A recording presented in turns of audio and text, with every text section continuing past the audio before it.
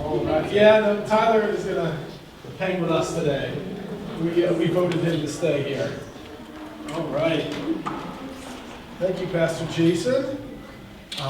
Thanks for visiting us, family. We will continue to pray for him. And I know you will too.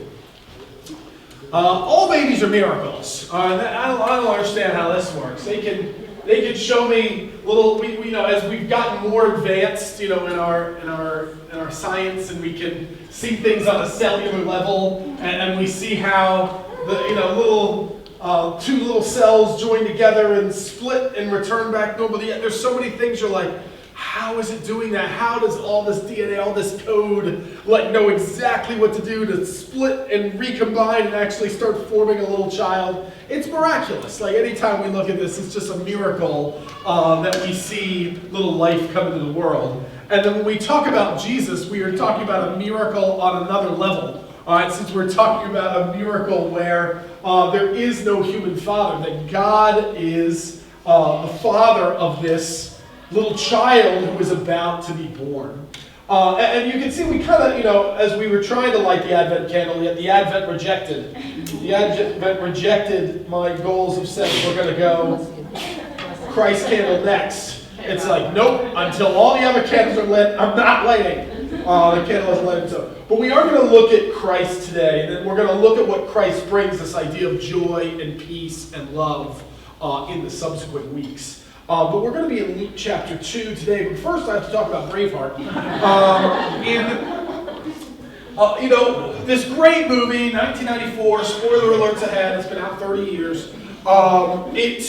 There are a lot of, what seems like a super historical movie is not a very historical movie. There's a lot of historical things about this film that if you research, you find out almost none of this is true. Okay, how he died is right, but almost nothing else. I.e. Braveheart is not a title that William Wallace ever had. It was actually Robert the Bruce was called Braveheart. But the movie definitely makes it seem like Braveheart is Mel Gibson, William Wallace's character. Other things that his dad didn't die when he was a kid. His dad outlived him. But they make this emotional thing. He's got to go and live with his uncle. The whole story of Prima Nocte, none of that was true. He never met Isabella of France. They didn't wear face paint. They didn't have blue face paint at any time in Scottish history. The two-handed claymore swords weren't around when they used two hands you see him swinging a sword. Those didn't exist for 200 years after William Wallace. And then the really depressing things, kilts weren't invented for another 300 years after William Wallace. They did not wear kilts back then. We think from the beginning of time, the first Scot moved to the island and started wearing kilts. No, that's a 1700s phenomenon. So many things about the movie aren't true and accurate when you start digging in. And I can, I'm going to share a couple things with you. I'm never afraid to I always think if we hold back as pastors and we do research and we there's a couple weird things about the Christmas story, and if we don't talk about them, then all of a sudden you're reading on some blog or some YouTube thing where people are pointing out this is why I'm an atheist. I'm an atheist because the Christmas story has some weird inconsistencies to it. And you're going to learn these things, you're going to come and ask your pastor, did you know that? And he's going to be yeah, I just didn't want to talk about it. I don't know why, because there are some quirky things about it, and even if I don't have the complete answer, it's nothing that is oh man, this is unanswerable. No, it could be this, or it could be this, or it could be this. I'm not sure which one, but I'm sure one is true. When we read the Christmas story right at the beginning, in those days, a decree went out from Caesar Augustus that all the world should be registered. This was the first registration with Quirinius, was the governor of Syria. And he went to be registered each to his own town. And Joseph also went up to Galilee from the town of Nazareth to Judea to the city of David, which is called Bethlehem, because he was of the house and lineage of David, to be registered with Mary, his betrothed, who was with child. And while they were there, the time came for her to give birth. She gave birth to her firstborn son, wrapped him in swaddling clothes, laid him in a manger, because there was no room for them in the inn. So there's a couple problems that maybe you wouldn't just naturally notice because you didn't live in that particular time. But people like Josephus point this out, that Caesar Augustus, there's kind of three pieces of the puzzle here that we're trying to fit these three pieces together. Did I put it up here? Oh, yeah. So there's Caesar Augustus, okay? We got Caesar Augustus issuing this decree to, do a census around the world. You have King Herod, all right, that we don't read right here in this passage, but in Matthew we see that King Herod is, trying to kill all babies under 2 years of age because, how is this, that he's hearing of this king being born. So we need King Herod to be alive so that he can try to kill all the babies under 2 years of age. We need Caesar Augustus to be issuing the census, and then we need Quirinius to be the governor of Syria. And when you look historically, none of those three things happen at the same time. The census that Caesar Augustus decreed was about 14 BC, way before this. All right, so about 14 BC is when he issues his decree. And he didn't require Judea to be part of the census. Judea was considered this, ancillary. It was kind of like the Puerto Rico. We don't count them in the number of people living in the United States, even though they're United States citizens. So that's like Judea. They didn't get counted in the census for the Roman Empire. They're kind of like Puerto Rico. They're there, but we don't count them. Then there's Quirinius, then King Herod. King Herod dies in 4 BC. All right, we got pretty good records of King Herod dying in 4 BC. All right, and then we deal with the governor, Quirinius as governor of Syria. He became governor after Herod's 4 sons kept fighting nonstop and kept trying to kill each other and marrying each other's wives. That the Romans came in and says, all right, I need some stability around here. And they made Quirinius governor in Syria in 6 AD. All right, so how do we justify all these things that don't seem to be matching up real clearly with this? So there's a couple answers to that. And the real answer is we're going to need some more archaeological evidence. The best archaeological evidence that we have is Luke, that said this is what happened. And Luke was this great historian that lived during this time. So even when you look at someone like Josephus is a great historian as well, but he has shown himself to be very anti-Christianity. He was trying to write why the Jewish people that rejected Christianity were right. And we've caught him lying in at least 2 different occasions. I don't need to go into specifics, but basically he changed people's dreams to better fit what actually ended up happening. And then we know he did it because we have older of his writings where he said that this would last 9 years, and then later on it said, it meant 10 years. And he changed what he said. So he has shown himself to be, he'll switch details around in order to prove a point. And where he's harsh on saying this is why we know Jesus wasn't, that this is inaccurate, and he doesn't give solutions that probably could have been easily found. I would still say there needs to be some additional evidence. My best guess would be somewhere like this, although Caesar Augustus probably didn't command Judea, because we have really good Roman records. What we don't have is good Jewish records in this time. And the reason why we don't have good Jewish records is because the temple was destroyed in 70 AD. Josephus isn't writing for another 40 years after that. So when the temple's destroyed in 70 AD, a lot of the records of King Herod are lost. All right, and so my suspicion would be, and a lot of people suspect this as well, is that once Caesar is doing his census and getting all those numbers, Herod wanted to find out, well, how many subjects do I have? All right, and so Herod basically just jumped on this decree and said, yeah, me too. All right, yeah, we want to find out this answer too. And although it was Caesar Augustus' decree that everyone heard about, and that would be famous, and this is why Luke is bringing it up. Hey, remember that census that you guys did a few years back? Yeah, during that time, even though probably most specifically it was Herod that threw in and says, hey, let's get a census as well.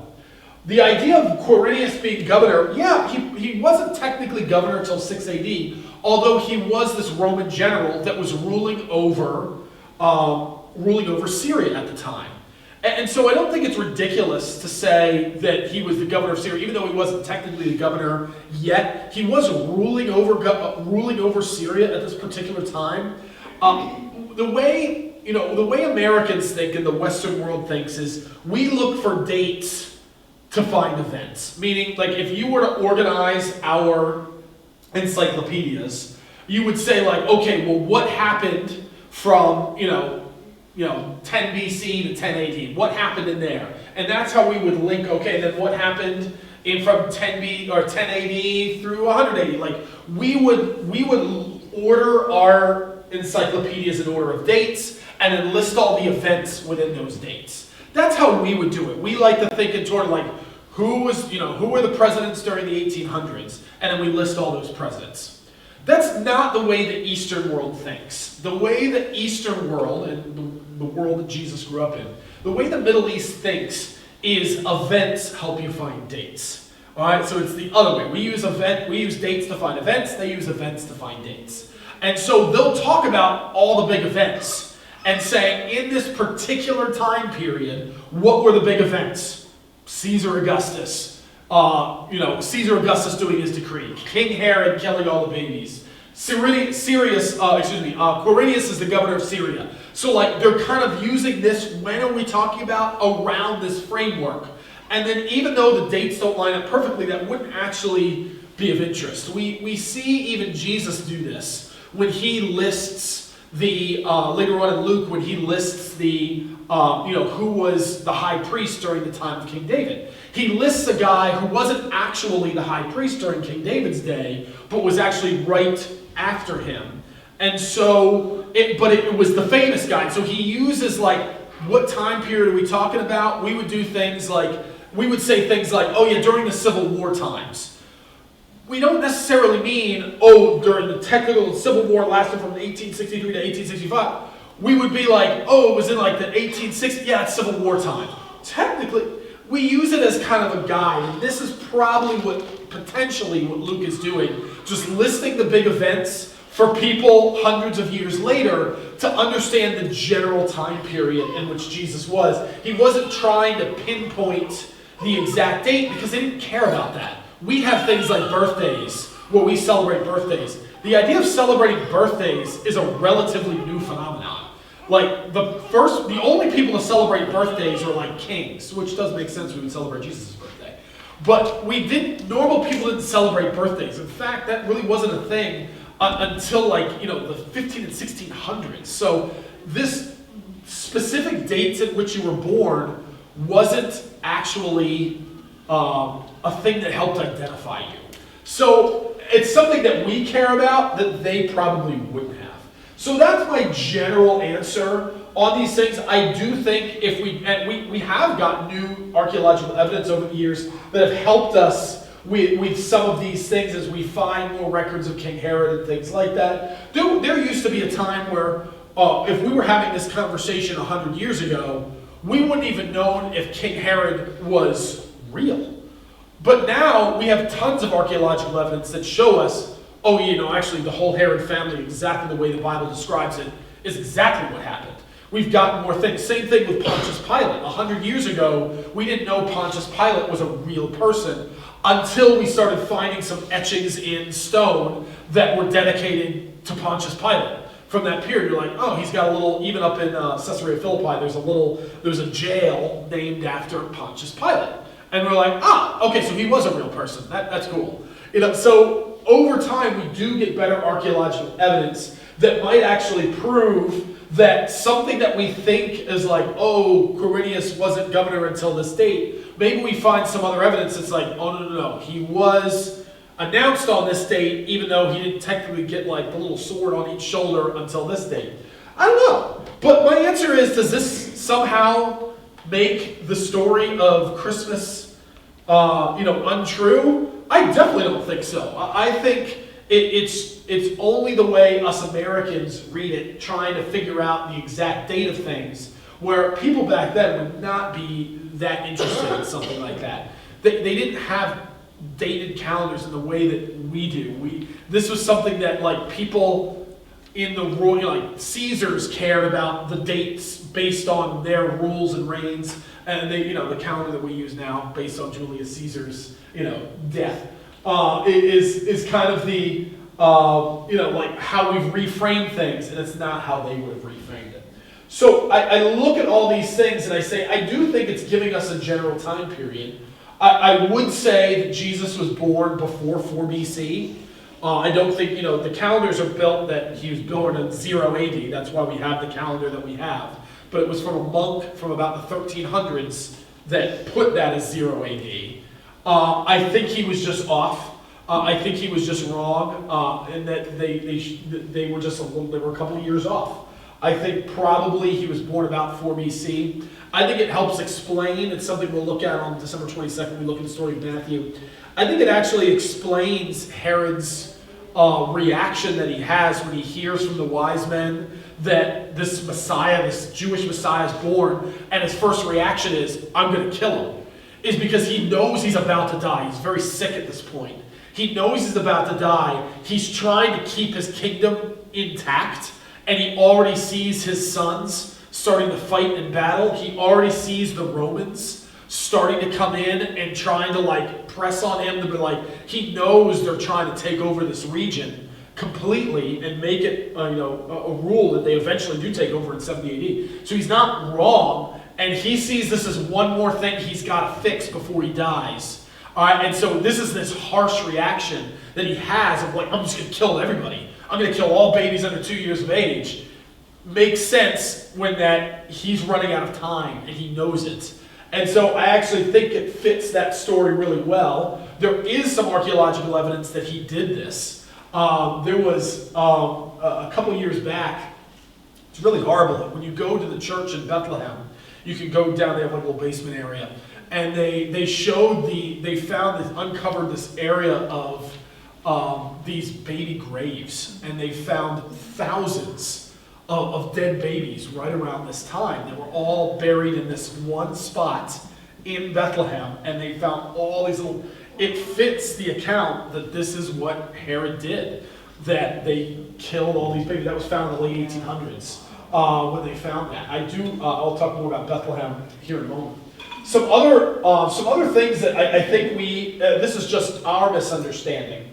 When we look at this story, we've always kind of when you see the little plays that little kids seem to put on, there's always some little boy that gets to be the innkeeper, and the innkeeper is no, we have no more room, we are full. All right, and they're but you can stay in the stables in the back, and they're oh.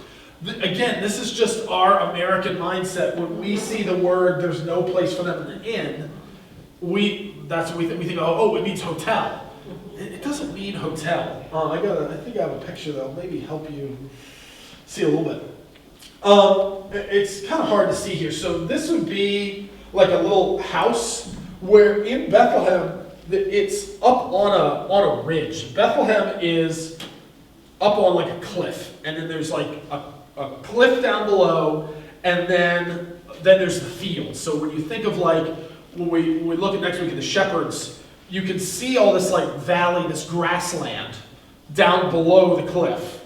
Bethlehem's on the cliff and it's all rocks. It's just rocks on rocks. All right, and then there's a cliff, and then down below is lush land. So that's where these shepherds would have been, below. Where the people's houses actually were, so imagine we're standing on the ground, the houses were actually down. All right, so what they did, they would dig a hole, and they would get into caves. So there's caves all along the side. So you would dig out a hole in the edge of the cliff, all right, and you would kind of walk down into your house, and they would clear out. It's good. It's easy to scrape away stone there, limestone, and you could scrape it away, and you would have a house in the ground. You would crawl up, and you get out. They would use the hole because if you cooked inside, you would want the smoke to be able to get out. And so they would usually make these little 2-room houses, all right, and these little 2-room houses. One side of the room would be what we would think of as the living room. All right, and you would live in the living room, and you would call it a inn.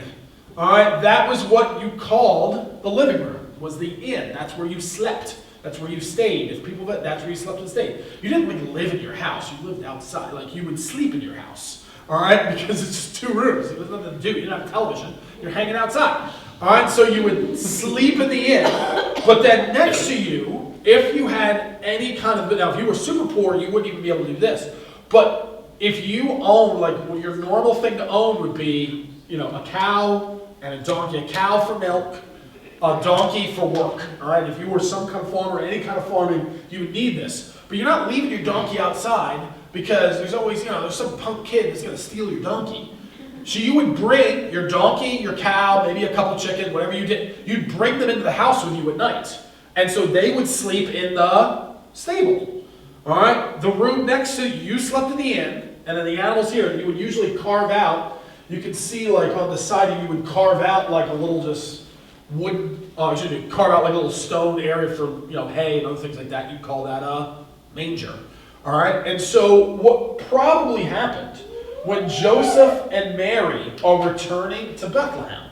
Now, I actually think, if you read the story, I don't think, there's nothing that we see records-wise that would say you had to return to your ancestral home. That actually was a thing. I actually think this was Joseph's home. I think Joseph is going up to Nazareth to holler at Mary, okay? Mary's family is originally from Bethlehem as well. We can see her genealogy. She's originally from Bethlehem as well, but her family lived up in Bethlehem. And it's actually pretty smart. You don't want to just marry the Mary down the street because you're probably related. All right? So you want to go like, oh, let's go a little way. They're still part of the right clan. They're part of the Judahites, so the right clan, the right family group, but they moved up to Nazareth. I think Joseph heads up there to holla at Mary. All right? And so when it's census time, he's got to go back to his actual house in Bethlehem.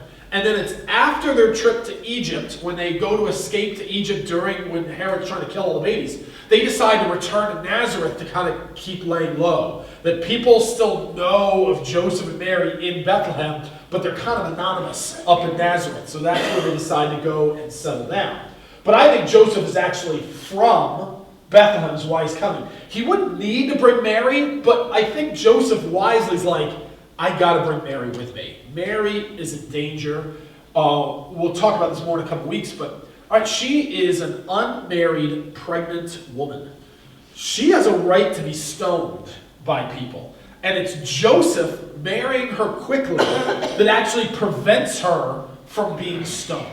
All right, he gets a vision that says, you need to marry Mary. So he marries her because he's protecting her. And he doesn't trust anybody else in the village to not take some kind of vigilante justice. All right? And so he's keeping her with her. So she wouldn't actually have to return for the census. He would only be the only one. But I think he's bringing her to do this. And I do think Bethlehem is cool. Bethlehem means the house of bread. I think it makes sense that the bread of life is born in the house of bread. But we're going to look at that more here in just a second. So I think there's a couple applications. I'll just point out this. If you ever get to go to actual Bethlehem, and I'll tell another story about that star some other time. So everything in Israel, when you go there, you're going to be like, oh, okay, this is the historical site of ... And there's a big giant church built on top of it. And you can't ever see, like, the idea of seeing what it originally looked like is, there's no hope of that anywhere in Israel. They built a church on top of everything interesting. Okay? And so you build a big, and the best churches are the ones that they try to preserve things. Bethlehem is not one of those places. Bethlehem has been a site for people to come and visit since 300 AD. All right, there's been a church in Bethlehem since about 307 AD. All right, there's been a church there in order to celebrate the birth of Christ. And not every place in Israel is like where they built the church is actually where the event happened. Sometimes we're just making that up. But this case, I actually do think this is the birthplace of Jesus. And it's because there's a very simple, easy account on how this happened. Constantine sent his mom Helena, all right, Helen. Saint Helen is what, if you grew up Catholic, you might have heard the name, but Helena was sent by Constantine, was given like a couple $100 to go like Black Friday shopping for important historical Christian sites. And one of the sites that she came back with, she went to Bethlehem, because the same Bethlehem in the Bible is the same Bethlehem there today, it's just outside of the city of Jerusalem. they go to Bethlehem, and she literally just asks people, hey, do you guys know where Jesus was born? And everyone there says, yeah, that house over there. It's only about 300 years later, so think about, okay, do we have any historical sites in this country from like the 1700s? Like, yeah, they're like in Boston and Philadelphia and places like that. Not in Florida, right? We were just, hurricanes wiped out the state a few times. But up north, like, there's all kinds of things. Like, this summer I was in like Jamestown, Virginia. Like, that's stuff from like the 1500s. They're like, oh yeah, we found excavated sites of this. So when she went to Bethlehem, there were people that were like, yeah, and she went to this house, and they're like, yeah, Joseph was our, great-great-great-great-great-grandfather who lived in the same house for hundreds of years and hundreds of years before this. And they're like, so this is where Jesus was born? Like, yeah. And they're going around and showing little things, and she said, can I buy it? And so the woman, she bought it for like $300. So she bought their house and then built a church on top of it. Now there's 3 churches on top of it, actually. And supposedly, this little spot here is now covered in marble, and there's a star, a silver star, and I'll tell more about that silver star some other time. There's a silver star and all these little shine things. It's horrible. But if you looked, it's in the shape of a manger. The claim is that's the manger where Jesus was born. I don't have any reason to think that's not true. Like, I think there's a pretty good account of this is when she bought it, this is when it happened, this is what they did. There's etchings of those days. From even in the 400s, there's people talking about, like, yep, this is true. Jerome, the guy that wrote the Vulgate, is there in Bethlehem. He thought there'd be no better place to translate the Bible into Latin than at the birthplace of Jesus. So there's a lot of people that they seem to have a count. So I think that's the real spot. I don't 100% know, but if it's not there, it's, like, oh, it's one house down. Those people are kidding. But it's really close. But again, like, people lived there. The guy, I had a tour guide from a guy that was a Syrian Orthodox Christian. And he says his family has been there since 300 BC. Like, they can track their lineage. Like, yeah, our family's like always lived here. Like, always lived here. He says, we moved here during, his family moved during, the time after they rebuilt the second temple. Like, they really do track their families, like, for hundreds and hundreds and hundreds of years. So, like, the idea that in 300, they're like, oh yeah, like 300 years ago, did your family live here? Like, yeah, like, and 300 years before that. What do you mean? Like, it would have been pretty easy to find. And so I think it's probably true.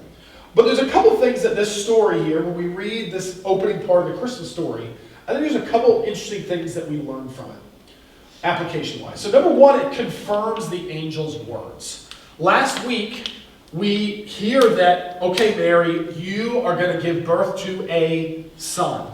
You are going to name him Jesus. She's like, how is this possible? How can I become pregnant? I've never been married. I've never known a man. I'm a virgin. And like, listen, the Holy Spirit's going to come upon you. You are going to have a child. Fast forward 9 months later, she has a baby. And it's, surprise, surprise, a boy. All right? And so exactly what the angel said would happen is what happens. So it confirms here the angel's words. Which, when we look back, okay, this child is going to save the whole world. So there's more things that this angel says about this baby that's going to be born. So we see this initial confirmation here that what is being said is actually what is going to occur. Despite never being with a man, she gives birth to a son. Even beyond this, it fulfills prophecy. If you were following along in the app, sorry if I want you to go do that, you can read this passage along with me in Micah chapter 5, verse 2. It fulfills prophecy. But you, O Bethlehem Ephratah, who are too little to be among the clans of Judah, for you shall come forth for me one who is to be ruler in Israel, the Messiah, whose coming forth is from old, from ancient of days. What an interesting way to describe a baby being born, that this baby that will be born will be old.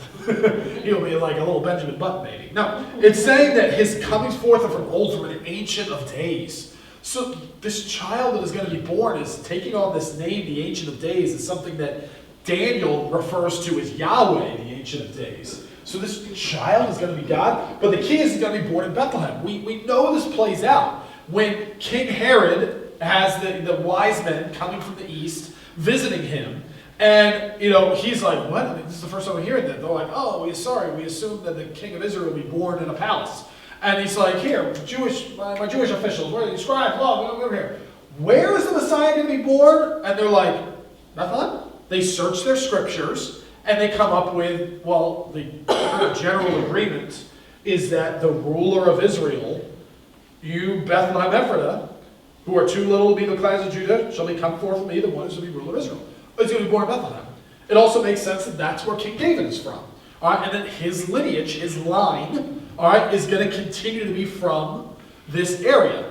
All right, and so, makes perfect sense. All right, he's going to be born in Bethlehem, and that's why Herod does the whole, tell them to come and visit me. And when they don't come back, he ends up putting a decree out to kill all the babies there in Bethlehem. All right, and we find horrible archaeological evidence that what he claimed to do is exactly what had happened. So we have fulfillment of prophecy, but there's even more than that. It proves his birthplace. So there's an interesting story that happens in John chapter 7. In John chapter 7, verse 41, it says this. Others are saying, after Jesus is speaking and preaching, others are saying, wait, is this the Christ? But some said, is the Christ to come from Galilee? What, has not the scriptures come from the offspring of David, come from Bethlehem, the village where David was? So there was division among the people over him. And what I like about this passage, here's Jesus preaching, and people are like, all right, this is the Messiah, right? What more are you looking for? He's doing miracles, he's healing people, he's forgiving sin. That's the Messiah. And then other people was like, yeah, but he's Jesus of Nazareth. The Messiah is not supposed to be born in Galilee. All right? Yeah, he's supposed to be born in Bethlehem. The people knew. They says, isn't he supposed to come from Bethlehem? They knew that he was supposed to be from Bethlehem. So this is, even the Pharisees are starting to throw this out there. Now, the easiest thing would be, if we want to take a lesson, go talk to Jesus yourself. If they would have asked Jesus where he was born, all right, then it would have been very easy. Born in Bethlehem. See Rufus? He is born in Bethlehem. What I find interesting is this little objection comes in the place of in John chapter 7. And yet we never find this objection ever again brought up later on. Jesus has a kangaroo court kind of trial of everybody screaming all sorts of accusations on why he's a liar and why he's a fraud.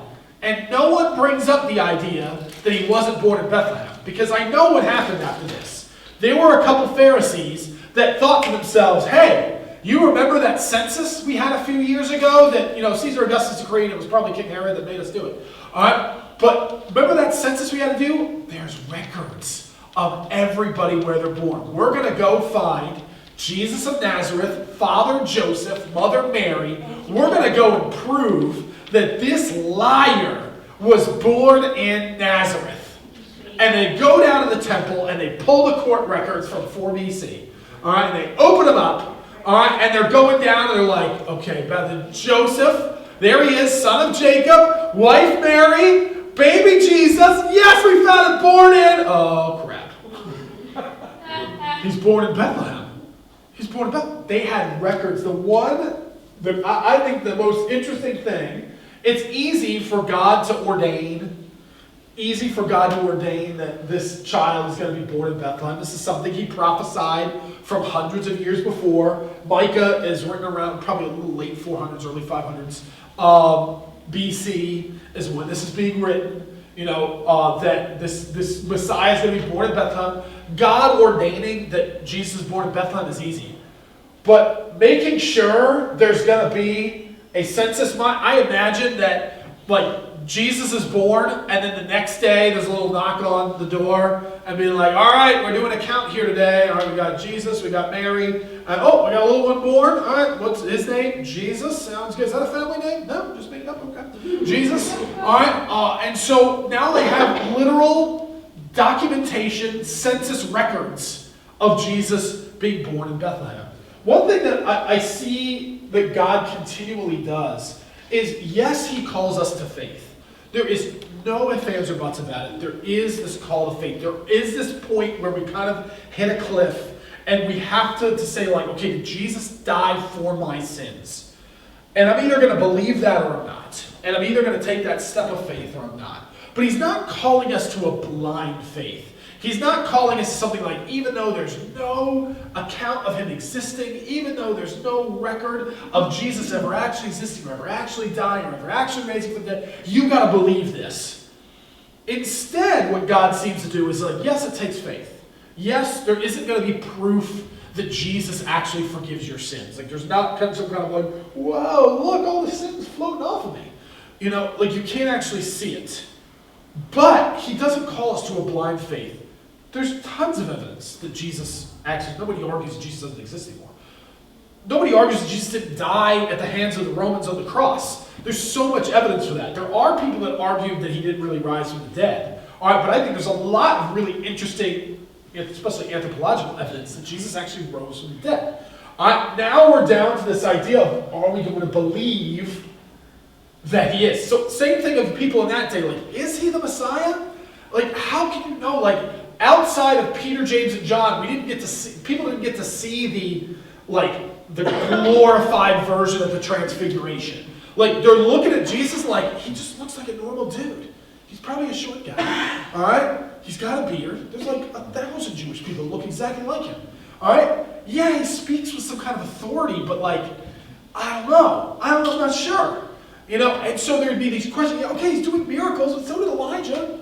So did Moses. You're like, yeah, I guess.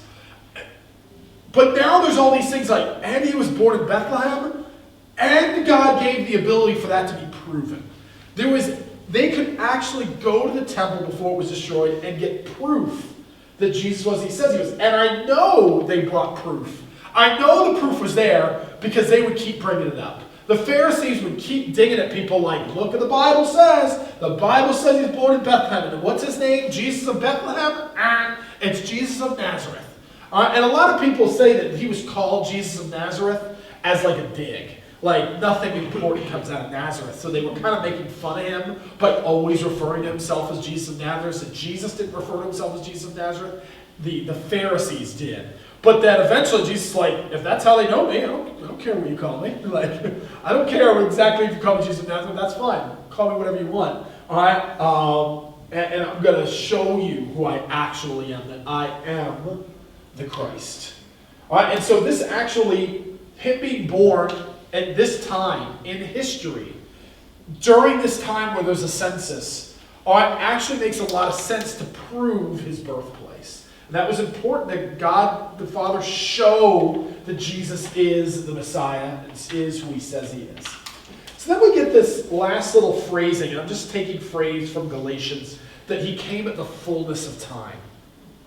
Basically, Jesus arrives precisely when he means to, like a wizard from Lord of the Rings. Like, he arrives exactly when he needs to. And I actually think there's some logical reasons for why this time. Why 4 BC? Why not 200 BC? Why not 200 AD? Why not 1840? Why not 2021? Why did Jesus arrive at this particular time in history? And I think there's a couple of reasons. Number one, there was actually relative peace during this time. You might have heard this phrase, Pax Romana, all right, the Roman peace, all right, and it really occurred between 27 BC and 180 AD is what they call the Pax Romana. That the kind of the known world had kind of been conquered by Rome at this time, and they weren't actually fighting anybody. And this is important because if they're at a time of war, like if they're warring down in southern Africa and fighting the Ethiopians or whatever, well then someone of Jesus' age would have been drafted in the military, all right? And now if Jesus fights to get out of that, now he's fighting as a draft dodger, and he gets executed for draft dodging and not executed for being, the Messiah. Which is why he was killed. Why did they kill Jesus? They killed him because he claimed to be God. That's why they killed him. They killed him for blasphemy, because no human can be God. And Jesus was like, you're wrong about that. I am. All right? And they killed him for who he claimed to be. But if he's crucified for being a draft dodger, kind of messes up the story. All All right, and so we're in a relative time of peace, so young men aren't being shipped off to war. All right, this is good. It's a relative time of peace. Everybody's able to travel amongst each other. We have very easy travel during this period. One of the things that the Romans brought were the Roman roads. All right, and to all these major ports of interest, they had these big roads, and all roads led back to Rome. One of those roads ran right through Jerusalem. So it made the travel of Jesus, and more importantly, the travel of the gospel after he dies and raises from the dead, travel's really easy. We see the Apostle Paul, another 30 years after this. It's easy for him to travel around. He's this Roman citizen. He can go to Galatia and Philippi and Cyprus and Rome. He can travel all these places effortlessly because he flashes his little, passport. I'm a Roman citizen. He can go anywhere. He's got a lot of protection because he's a Roman citizen. And this allows the gospel to travel very easily. There's a common language. Everyone speaks Greek. Jesus would have spoken Aramaic. It's kind of like a blend of Hebrew and Arabic during that particular time in history. But they also spoke Greek because that was the trading language. So whether you traveled up to Rome or you traveled out to Greece or into Turkey, all right, wherever you traveled, everybody spoke Greek. So it makes it easy to spread the gospel when there's a common language. The next time we get something close to that is about now, where pretty much everybody speaks English because it's like the money language around the world. So now would be a good time for the gospel spreading. But ironically, we see a huge spreading of the gospel throughout the world right now in a unique time in the 20th and now 21st century. The gospel is spreading more than it has in other centuries because of common language. It makes it a lot easier for the gospel to travel. When you have Christian television and Christian radio in English, more people can understand it now than ever before. There's also a synagogue culture during this time. So in around 200, we talked about this a little bit last week, around 200 BC, we start seeing some changes.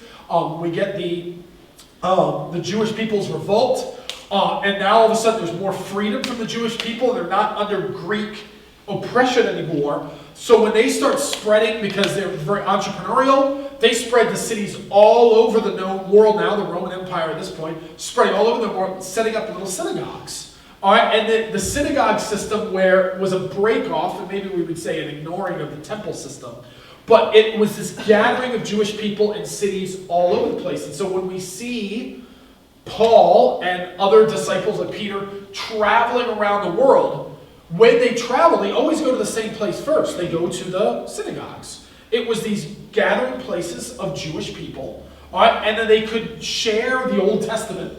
They could share the stories of Moses, prophesying about the Messiah and saying, the Messiah isn't still coming. The Messiah has come. It was Jesus, whom you've heard of. All right, he is the Messiah. Here's the reasons why. He was born in Bethlehem. He died on the cross. He did this. He did Isaiah 53. He's like Micah 5:2. They're quoting all these Old Testament passages showing that Jesus was the Messiah.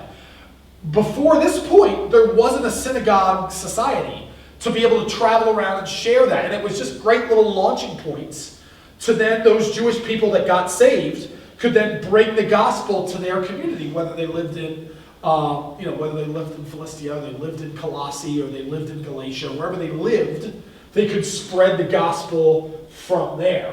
All right, and so this was a unique time in history.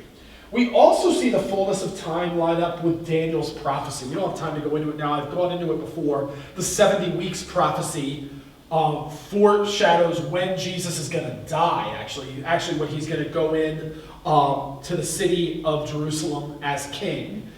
The 70 weeks prophecy, but 69 weeks into that prophecy, 490 years from when this prophecy to Daniel goes all the way up to Jesus' birth. So Jesus needs to be born about 30 years before he dies. So the time was coming, even if people didn't quite see it yet. But the ultimate answer of why this particular time in history, God said so. God picked this time. And I can look at it and see some things and I'm like, yeah, I guess the language makes sense and the roads make sense. And it's like, yeah, good timing. But the answer is, God was fed up. I don't always know what the straw that breaks the camel's back is going to be for me and my kids. My kids are terrible at like cleaning the house and cleaning their room. And there's always like, come on kids, clean. Come on kids, can you get back to clean? Please, can you clean for me? Please, clean up. I don't know at what point it turns from, come on kids, clean to, girls, I need you to clean. There is a moment. If I knew when that moment is coming, I would prepare myself. I would prepare for it. I don't know the moment of when it goes from, come on girls, please, clean your room, to like, clean your room. But there's a moment that I'm done. There's a moment I'm done. I'm not saying there's not some sin in there occasionally, anger, but I'm saying there's a moment in which I'm like, enough's enough. It's time. All right, time is up. And in some way, shape, or form, what God was doing all throughout the Old Testament is he was taking this rug and he was lifting it and brushing all the sins of people underneath the rug. And he was just saying like, I'm just going to cover over that for a minute. I'm going to shove all that sin in the closet for a second. I'm going to brush it under. We call this covering. He covers over their sin. But there's going to be a time when we actually have to deal with that sin. Where that sin needs to actually be dealt with and be removed as far as the east is from the west, actually suck it all up, actually destroy that sin. There's going to be the time where we're not like an actual lump to the carpet now. I'm going to have to deal with this. And in whatever way, in whatever time, and whatever in God's patience, he was covering over the sins of his people for generations. And finally it's time, he's like, I'm done. I'm done covering over these sins. It's time for the sin to be paid for. That lamb that I promised, that lamb without blemish and without spot that would take away all sins, it's time for that lamb to come. All right, and Jesus being born, he's being born to die. The purpose of Jesus' birth was to die on the cross for the sins of the world. And whatever in God's time, he was like, enough's enough. It's now time to pay for these sins. And he does. And that is what Jesus comes to do. So in the fullness of time is just God said, it's enough. And when we take application to this, our application is, listen, we got to trust in God's timing.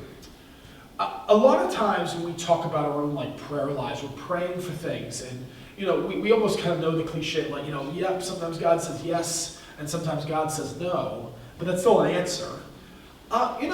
Certainly God says no to things, but I actually think God says wait a lot more than we almost take like wait as a no. Like, my kids do this too, so I know I do the same thing with God. Like, my kid will say, can we have dessert? And I say, like, yeah, after dinner. Why not? I said yes. I said yes, just not yet. Like, I said yes. Like, what am I supposed to? I said yes. Can we go to Busch Gardens? Yes, on Friday. Right now? No, not right now. Friday. What? Why are you doing this to me? I said yes. Like, I don't know, why am I dealing with this right now? I know we do this too. God's answer to us many times is yes. Not yet. Not yet. Even when I think about maybe the most common no that we have is like we're praying for a loved one who's sick and then they pass away. You could have a friend who they've been married 3 months. He's older guy, second marriage. They were married 3 months. She gets cancer and dies like really fast. And I'm just reading this, it's just like heart-wrenching Facebook posts. I can't imagine. And I know he's prayed like, God rescue her, God save her. I saw a post where like we're in miracle territory. The doctor's saying there's something we're gonna do. It's gonna be God just doing this. And the answer seems to be God said no. But I'm sure his prayer is, God heal her. I want to see her again. And honestly, God's answer was yes. Just not the way we wanted it. She's fine now. She's in heaven. All right. Will he get to see her again? Yes. He's a believer too. They will be reunited. All healed up. It's just not the way we wanted it. So there are times where God is saying yes, we have to wait That's what's hurting, is that he doesn't want to wait. I get that. I don't want to wait either. All right? He doesn't want to wait to see her again. He's going to have to. He's going to have to. And so I think many times when we look at God's timing, he's really not saying no to us in some kind of harsh way. The answer is like, yeah, but you're going to have to wait. Or, yeah, it's not the exact way you want it. And what trusting God is, it would be great if we thought trusting God just meant we get exactly what we want when we want it. And when you're a believer, God gives you what you want. That's not how it is at all. God does what he wants in the way he wants. And trusting God is all about, okay, even if I don't understand it, I don't agree with it, don't like the timing of it, I actually trust God that this is the best case scenario. I actually trust God that this is what's best for his kingdom and his glory. I look at all these things in Jesus' life, like Mary, what she had to face for being pregnant and claiming that it's God's baby, where no one would believe that. That was a really challenging time for her life. Then, as he gets older, Jesus is being crucified. She watches this whole thing. How is she there at the crucifixion? Man, brutal. Like, here's the only good person in history, and he's being murdered, all right, in front of me in the most horrific way possible.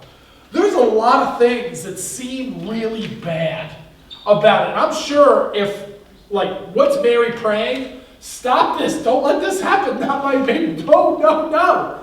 Like, but God is going to be like, I can't answer that the way you want me to, because the salvation of the world is at stake. Like, I'm saving billions of people throughout time because of this action. Like, this is bigger than you can imagine, and I'm doing something better than you could ever have foreseen. All right, there is heaven at the end of this. You can't see that yet, Mary. I get that. Trusting God is, God has better plans than our little short-term best plan ideas, where we would want something. And even in our prayers, we throw this like, yeah, but if the Lord wills, like, God, I actually don't want you to do what I want if you got a better plan. You know, and that's what trusting God really looks like. That's what our prayer life can really look like, is we see here in this story a lot of things seem like I'd expect something a little bit more fun for Mary if you're being as obedient as Mary is being. She's on the back of a donkey traveling, 80 miles on the back of a donkey at 9 months pregnant. Like, none of this is fun. Miss Angie, would you want to be riding on the back of the donkey 80 miles to the hospital? No, thank you. I'm like, this is miserable. But again, can we trust God that what he is doing is something better? There's this great little image that we get at the Christmas story where the King of all kings and the Lord of all lords, the creator of everything, is born in a manger. And it's important for us because if we saw him born in the life of luxury, we might almost like, okay, that makes sense. He's born in palaces, he's surrounded by, all this, extravagance. If Jesus was living in heaven, the Son of God was in heaven for eternity. Like, anything from heaven to anything the earth had to offer was going to be gross and disgusting. But I'm glad that we get a picture of, like, a manger. That's kind of gross. And it's like a food trough. Like, that's kind of gross. It's kind of disgusting. All right? And I'm glad we get that picture because we can see the humility that Jesus has. And our reminder is always, if Jesus can be humble, if he can be born in the house of bread, like a piece of food, all right? If he can be humble, can't we be humble? If he can be humble enough to become a baby, like, that's a gross state to be in. Like, none of us, if you had like a time, none of you were like, oh, if I had a time machine and I could go back. You're probably going back to be like, yeah, maybe 12, maybe 4, maybe 18. None of us is picking like, I'm going back as a baby. I'm going to go back as a baby. Like, just drooling all over myself and pooping myself kind of baby. No one with a time machine goes back to be a baby because nobody wants to be a baby. Jesus humbles himself so much that he is conceived in a womb, that he is born, and he grows and matures. Like, this is ultimate humility. And in that humility, it's an example that, okay, can I be humble? I feel like at times, like, I deserve to know. Like, all right, God, me and you have been close enough, long enough. You can do some rough stuff to me, no problem. Whatever you want, God. But you got to run it by me first. You got to help me. I need to understand. As long as I understand it, I'll do anything. As long as I understand it. Yeah, I don't get to do that. I don't have a right to tell God that, like, I deserve to know why. And I deserve to get a heads up. And I deserve... Jesus was so humble. Jesus was humble to the point of death, even death on a cross. But even maybe this story is better, that he was humble enough to be born in a feeding trough.